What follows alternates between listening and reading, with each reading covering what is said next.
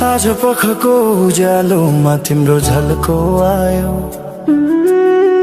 मनभित्र हजार कुरा फेरि जाग्यो। भुल्ने प्रयास गर्दा पनि भुलिन्न तिमी, यो माया कति गहिरो रहेछ बुझ्नै सकिन।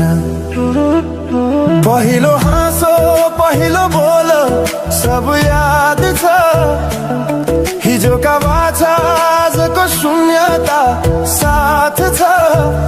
जीवनको रंग नै हरायो अचानक, तिमी बिना बाँच्नु पर्यो।